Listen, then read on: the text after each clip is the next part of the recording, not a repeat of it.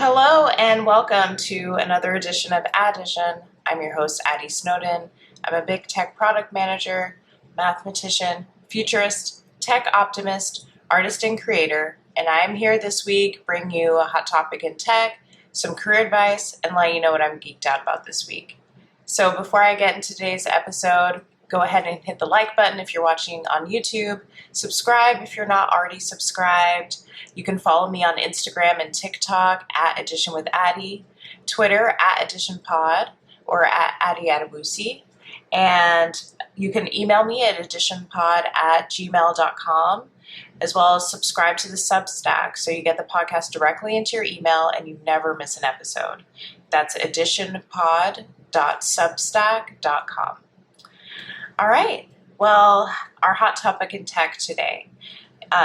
Yahoo Finance is reporting that nearly half of Dell's full-time workforce in the U.S. has rejected returning to office.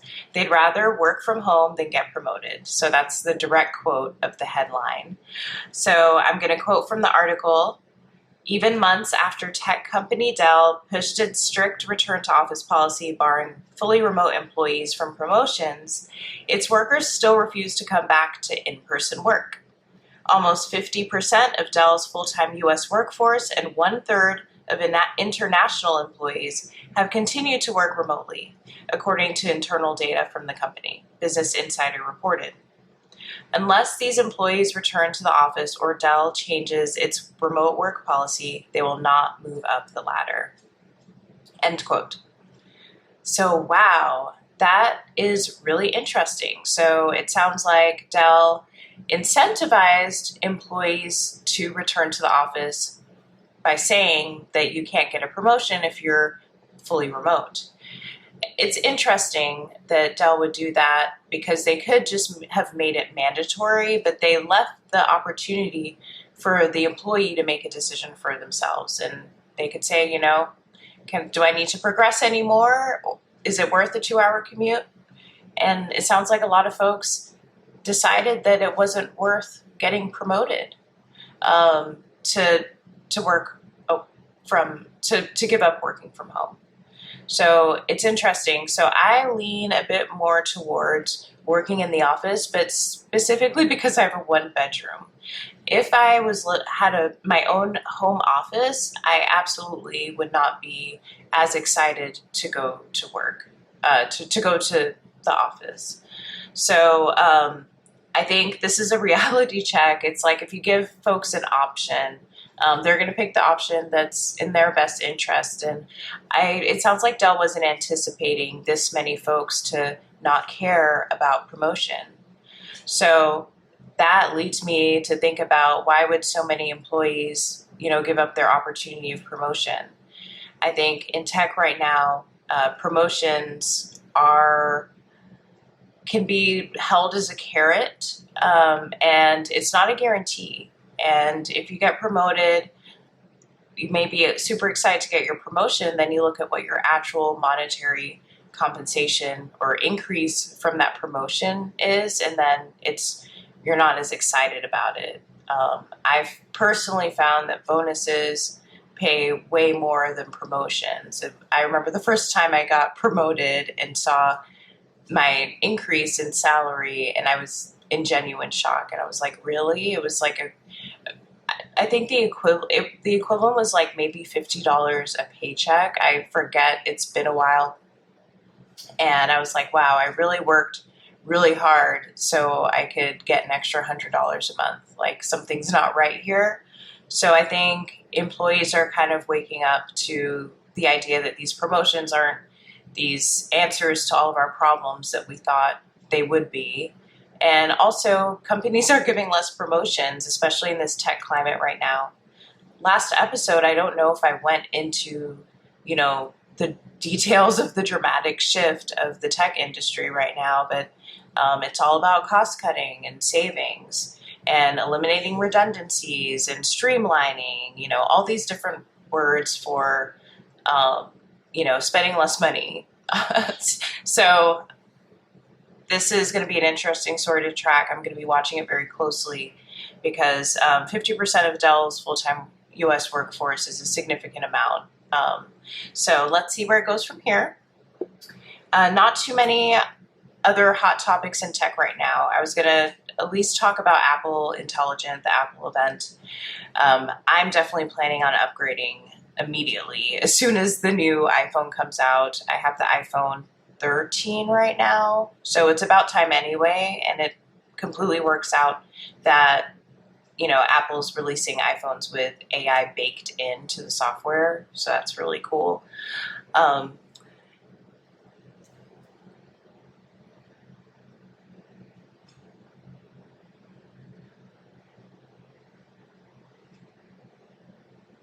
So once I do get my new iPhone, I'm also getting a Mac Studio very soon. I've been having some issues with recording. I'm using my iPhone 13 and my very outdated MacBook. So I'm getting the latest Mac Studio, so I'll have an M1 chip, and I'm really excited to see the difference in performance. I probably have an M1 chip in my work laptop, but I'm not editing videos on my work laptop. So I'll keep you posted on the new Apple products that I'll be getting the next couple months. All right, so for the career segment, so many of you reached out in the comments asking for a deeper dive into the 15 commitments of conscious leadership. So I'm happy to do that. There are a lot of commitments, so I'm not going to get through them all today. And I actually recorded this whole podcast already. This is my second recording, but I had an issue with uploading on my phone, and I went through 9 of the 15 commitments, and the video was 40 minutes long. So as you know, I like to keep this podcast around 15 minutes for multiple reasons, one being speed to upload. So I'm only going to talk about the first commitment, which is taking radical responsibility. And before I zoom in on that, let's take a step back and talk about what the 15 commitments are actually doing. So imagine a line, like a division symbol, a line. And at any time, you can be above the line or below the line. When I'm above the line, I am open, I'm curious, I'm joyful, I'm in the present. Whereas if I'm below the line, I am scared, I'm defensive, I'm angry, I'm acting out of fear. If I'm at any moment in time with any interaction, I can either be operating above the line or below the line. So these 15 commitments help us stay above the line. For each commitment, there's a below the line version of the commitment. So I'm only going to focus on the above the line versions right now because when I talk about below the line, low vibration things. So all right, so the first commitment is taking radical responsibility. Radical ownership and, radical responsibility. I've been hearing folks talking about that probably since 2015. There's an influencer, this ex-military guy called Jocko. I believe it's Jocko Willink.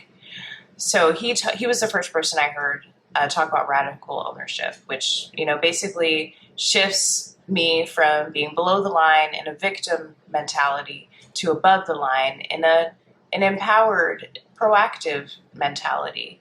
So there's 2 sub-commitments for this commitment to taking radical responsibility.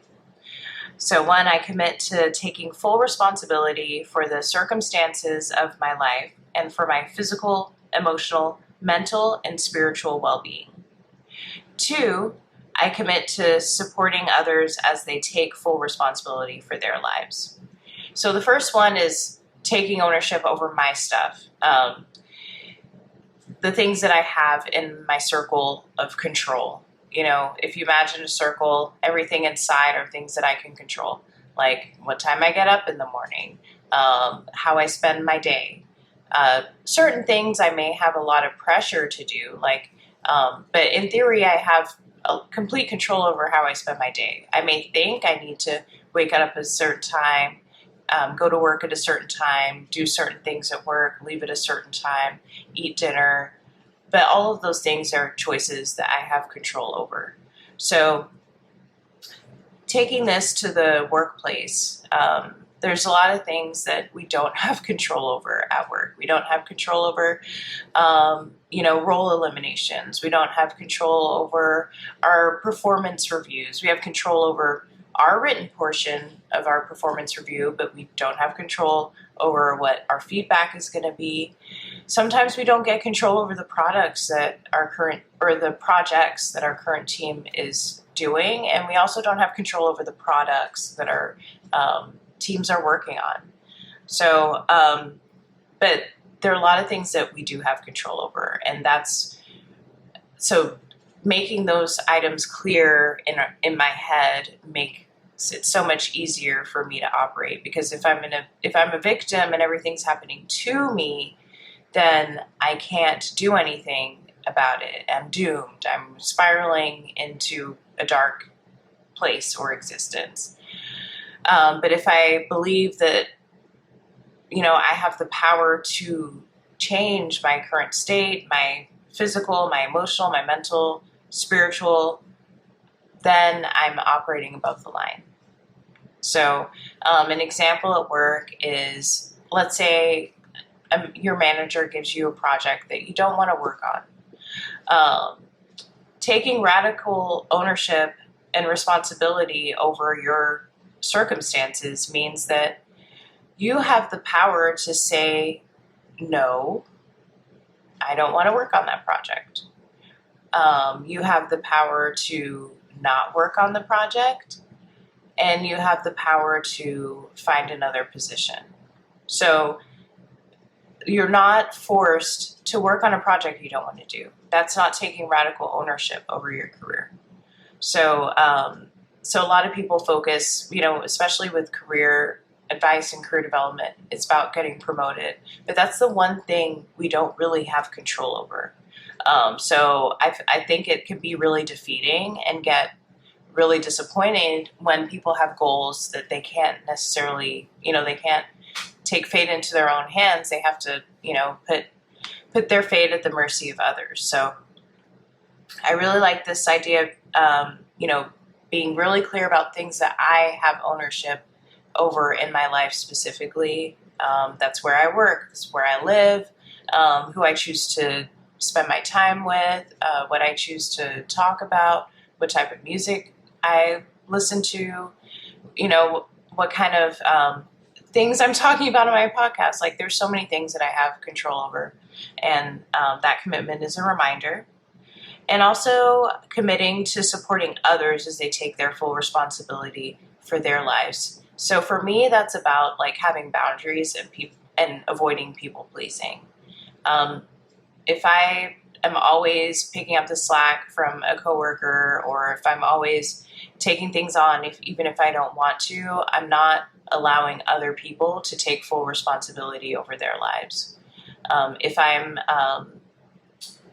if I'm being a superhero, I think, some people are just doers or also maybe have insecurities and want to feel accepted, and we can get into these habits of people pleasing and focusing on other people's well-being as opposed to ours. So that's commitment 2. Or commitment 1 is taking radical responsibility, and the first part is about over myself. The second part is over someone else. All right, so that's the first commitment. Let me know if you have any more questions about, how to take responsibility. Maybe you disagree with the things that I think that I have control over versus don't. Let me know in the comments.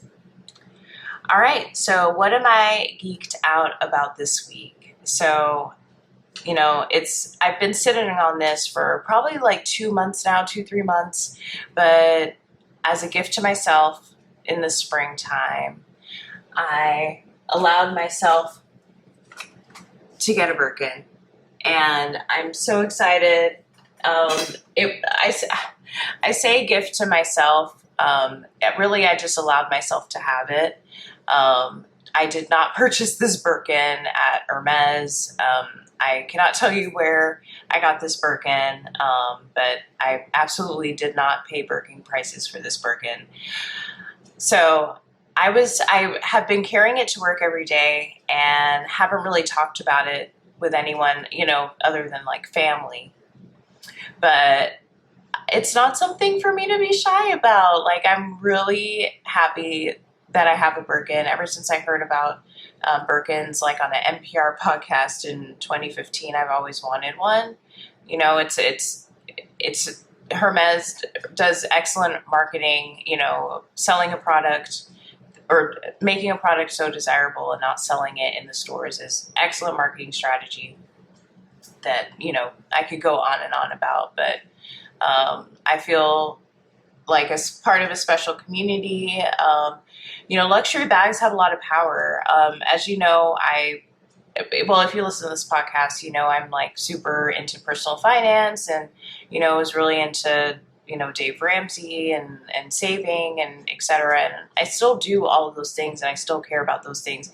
Remember, I did not pay regular price for this Birkin. Like, I just can't even tell you any more details about it. But I still, it took some time for me to learn how to like spend money because I had been saving for so long. And like, now that I'm married, it's like I'm not living in a vacuum. So, there are things that we want to enjoy, the things we want to upgrade.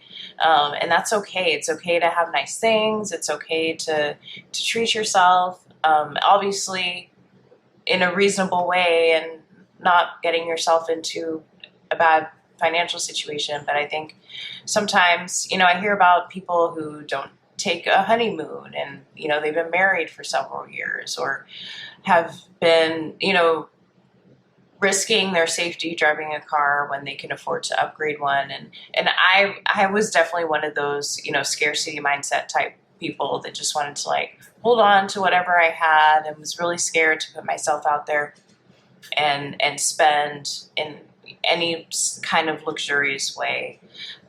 So I'm really grateful that, I've worked on that because it's a really miserable existence to be watching every single penny, and because it's an assumption that it's hard to get more. And I think that's what I'm shifting from a scarcity mindset to an abundance mindset. So abundance means, I'm not going to be homeless if I get a Birkin. Said no one ever, but you heard it here today. So anyway, I've been posting my Birkin on social media mainly because people love it. I get the most views, the most engagement, the most likes on my Birkin videos. So this is me preparing you to see more Birkins. So that's what I'm geeked out about this week. All right. Well, thank you so much for listening. I will be back next week. I'm going to be recording every Wednesday and sticking to a schedule. Even though this is the second time I'm recording tonight, I'm really proud of myself for committing to the podcast again because it really does bring me joy. And thank you all for listening. All right. Take care.